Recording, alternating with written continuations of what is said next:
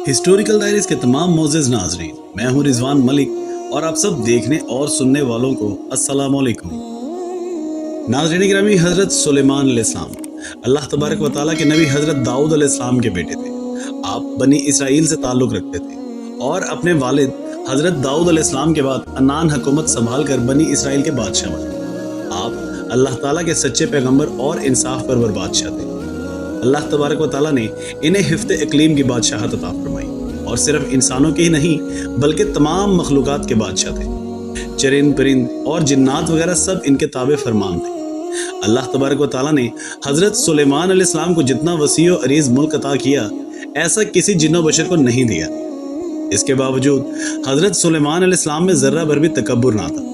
وہ اپنے اخراجات کے لیے شاہی خزانے سے ایک پیسہ تک نہ لیتے تھے اور اپنے ہاتھ سے زنبیل سی کر اور اسے فروخت کر کے اپنا گزارا کرتے تھے۔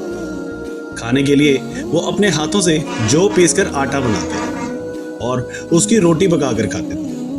آپ اکثر روزہ رکھتے تھے اور ہر شام بیت المقدس میں جا کر غریبوں اور روزہ داروں کے ساتھ بیٹھ کر روزہ افطار کرتے تھے۔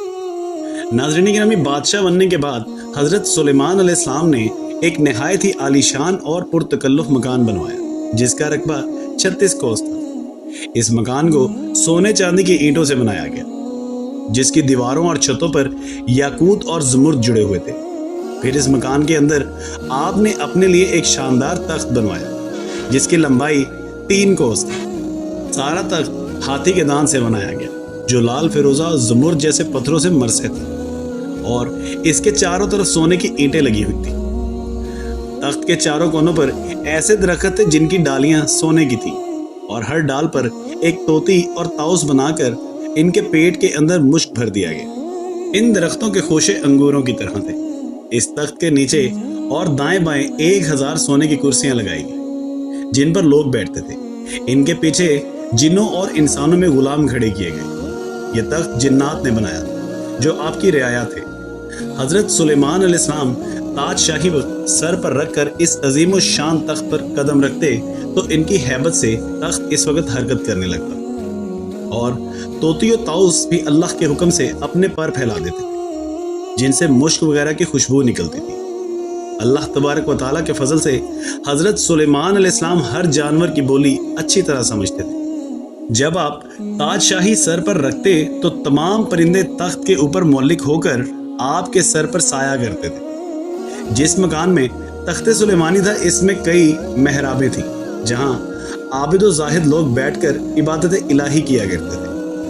حضرت سلیمان علیہ السلام ہمیشہ اللہ تبارک و تعالیٰ کی ان نعمتوں کا شکر ادا کرتے اور ہر وقت اللہ تعالیٰ سے مناجات کرتے رہتے تھے اور آپ انکساری کے ساتھ اللہ تبارک و تعالیٰ کے حضور یہ دعا کرتے تھے: یا الہی، میں درویشوں کے ساتھ بھی شامل ہوں اور بادشاہوں کے ساتھ بھی۔ صرف یہی نہیں بلکہ میں پیغمبروں میں سے بھی ایک پیغمبر ہوں۔ اے میرے مالک، میں تیری نعمتوں کا کہاں تک شکر ادا کروں؟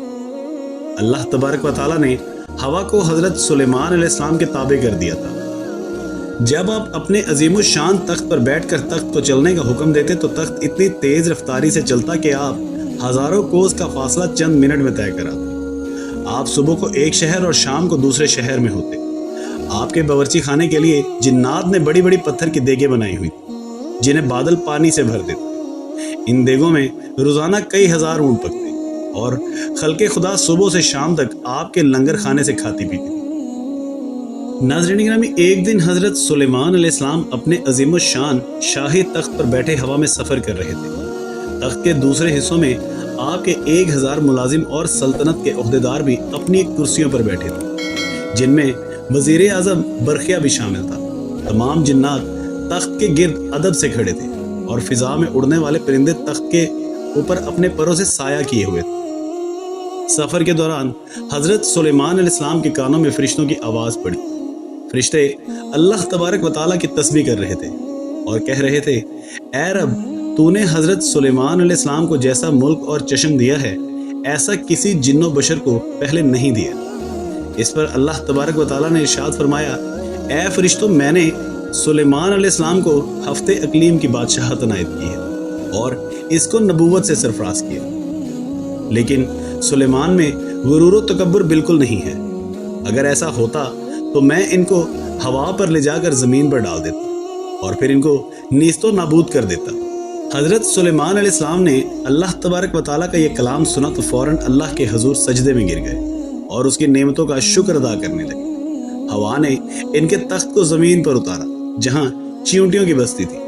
तख्त सुलेमानी को देखकर चींटियाँ खौफजदा हो गई। इस वाक़े का तज़किरा अल्लाह तबारक व तआला ने कुरान पाक में कुछ इस तरह किया है। यहाँ तक कि जब सुलेमान चींटियों के मैदान पर पहुंचे तो एक चींटी ने कहा कि ऐ चींटियों, घुस जाओ अपने घरों में ताकि तुमको ना पीस डाले सुलेमान और इसका लश्कर और फिर इनको खबर भी ना हो। ये चींटी अपनी कौम की सरदार यानी शामूर थी। इसकी बात सुनकर हजरत सुलेमान अलैहिस्सलाम मुस्कुराए और उन्होंने शामूर को अपनी हथेली पर रखकर पूछा, ऐ शामूर, तुमने अपने लश्कर से ये क्यों कहा कि सुलेमान आता है और तुम अपने अपने गारों में घुस जाओ? तुमने इससे पहले मेरा क्या जुल्म देखा? शामूर ने कहा, ऐ नबी, हमने आपका या आपके लश्कर का पहले कोई जुल्म नहीं देखा, मगर हमने हिफ्ज़ो मा तकद्दुम के तौर पर ऐसा किया है कि कहीं आपके घोड़ों की टापों तले चींटियां ना कुचली जाएं। हजरत सुलेमान अलैहिस्सलाम ने फरमाया, क्या तुम अपनी चींटियों पर ऐसी ही शफकतें किया करते हो? जी हाँ, शामूर ने जवाब दिया, चूँकि अल्लाह ताला ने मुझे इनका बादशाह बनाया है, इसलिए मेरा फ़र्ज़ है कि मैं इनकी सलामती का ख्याल रखूँ। तुम्हारे साथ कितनी चींटियाँ रहती हैं? हजरत सुलेमान अलैहिस्सलाम ने पूछा। शामूर ने बताया कि 40,000। इस पर हजरत सुलेमान अलैहिस्सलाम ने पूछा, तुम्हारी बादशाही बेहतर है या मेरी बादशाही? तो सरदार ने कहा, मेरी बादशाही बेहतर है, क्योंकि तुम्हारी तख्त को हवा उठाती है, तुम इस पर बैठे हो, ये कितना बड़ा तकल्लुफ है। हजरत सुलेमान अलैहिस्सलाम ने मुस्कुराकर पूछा, तुम्हें ये अकल किसने सिखाई है? ऐ सुलेमान अलैहिस्सलाम, जिस अल्लाह ने तुम्हें अकल अता फरमाई है, इसी ने हमें अकल से नवाजा है। शामूर ने जवाब दिया, अगर आप इजाज़त दें तो मैं आपसे चंद मसाइल पूछूं?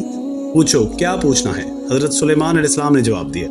शामूर ने कहा, ऐ सुलेमान अलैहिस्सलाम, तुमने अल्लाह तबारक व तआला से सवाल किया था कि ऐ परवरदिगार, मग़फ़िरत कर मेरी और बख्श मुझको ऐसा मुल्क कि ना लायक हो किसी को मेरे पीछे। तू है सबसे बख्शने वाला। ऐ सुलेमान, तुम्हारे इस सवाल से हसद की बू आती है, जबकि हसद करना पैगंबरों की शान के खिलाफ है। तुम्हें यह भी अच्छी तरह मालूम है कि अल्लाह तबारक व तआला सारे जहान का मालिक है, वो जिसे चाहे बादशाही दे और जिसे चाहे ना दे। हजरत सुलेमान अलैहिस्सलाम ने जवाब दिया, तो बड़ी दाना और अक्लमंद है। शामूर ने कहा, ऐ अल्लाह के नबी, तुम भी अपनी रियाया की निगरानी करो और अपने अदलो इंसाफ से रियाया को खुश रखो, जालिम से मजलूम का हक दिलवाओ। मैं तो बेचारी ज़ईफ़ा और मस्कीन हूँ, फिर भी अपनी रियाया की हर रोज़ खबर लेती और उनका भार उठाती ताकि कोई किसी पर जुल्म ना कर सके।